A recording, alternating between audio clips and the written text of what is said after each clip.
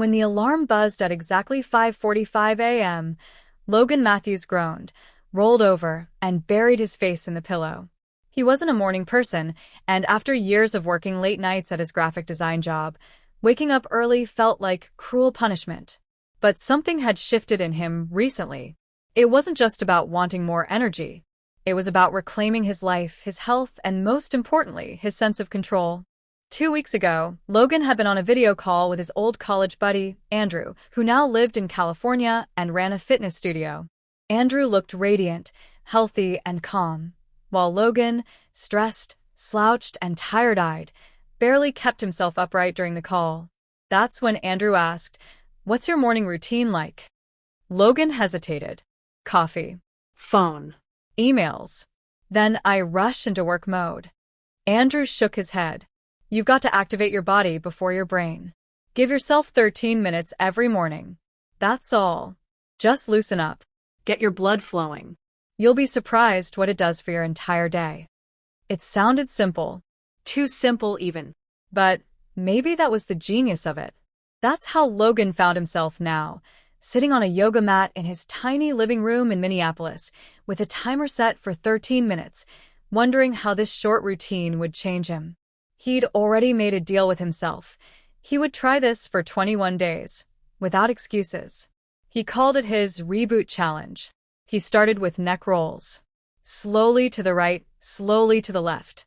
He could hear the faint crackles in his joints, like old hinges being opened after years.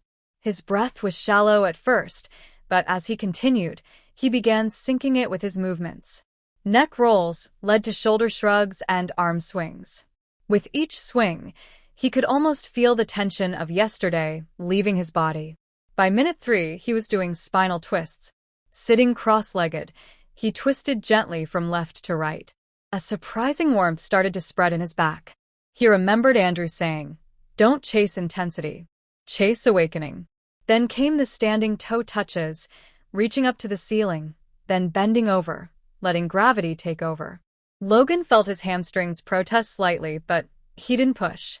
He just breathed into it. He started to realize that these movements weren't just about flexibility.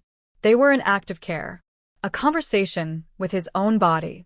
By minute 6, he was doing gentle knee lifts, almost like marching in place.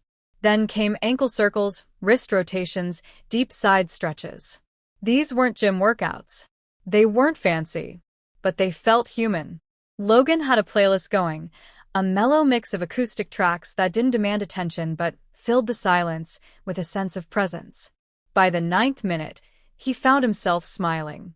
Not because of anything in particular, but because for once he wasn't rushing.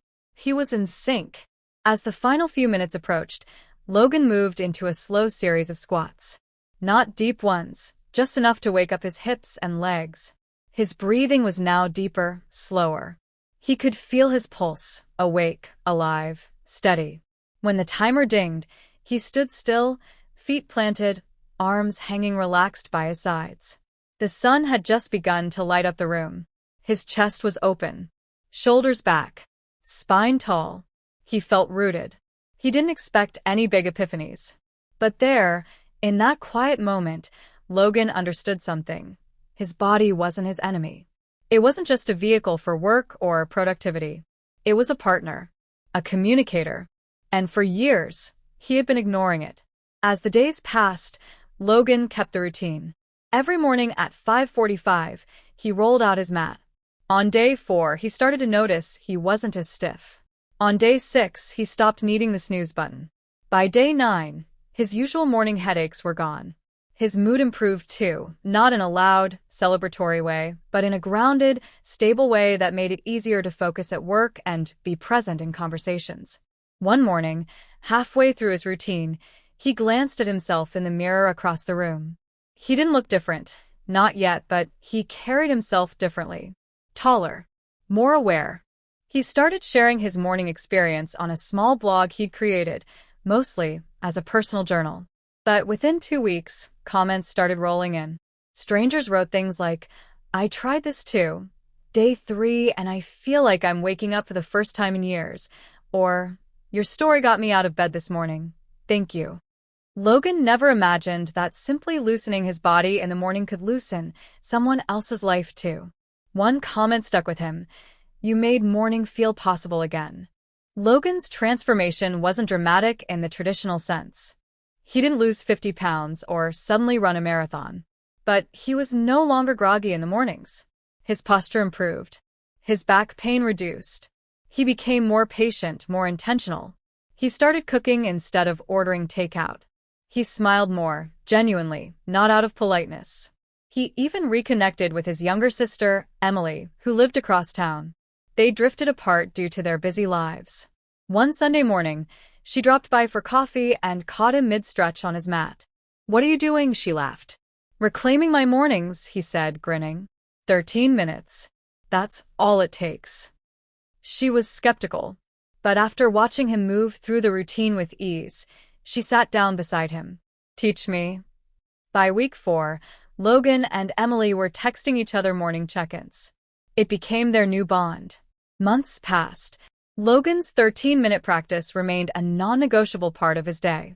He even started incorporating it into his work breaks, getting up to do neck rolls and stretches during long editing sessions. His coworkers noticed. One afternoon during a Zoom call, his colleague Rachel said, "Logan, you've got some kind of Zen energy these days. What's your secret?" He chuckled. "Loosening exercises." They laughed. But he meant it. Eventually, Logan created a short video titled 13 Minutes That Changed My Mornings and uploaded it to YouTube. It wasn't polished or fancy. Just a simple, real-time recording of him doing the morning activation routine, along with soft voice guidance. To his surprise, the video gained traction. Comments poured in from office workers, moms, retirees, students, people from all walks of life who felt seen, who needed permission to take back a small piece of their day. One message read, "I've battled depression for years. This 13-minute ritual gave me a sense of rhythm I didn't know I needed." Another said, "I used to dread mornings. Now I roll out my mat next to my bed." Logan knew then that this wasn't just about movement. It was about presence. About starting the day not with a flood of emails or to-do lists, but with self-respect. He began developing more routines, some for evenings, some for stress relief. But that first 13-minute ritual remained the cornerstone. On the 1-year anniversary of his first morning stretch, Logan stood barefoot on his mat, the same one he had unrolled all those months ago. The sun painted warm light across his living room. He closed his eyes and smiled, not because he had changed the world, but because he had changed his world. And all it took was 13 minutes.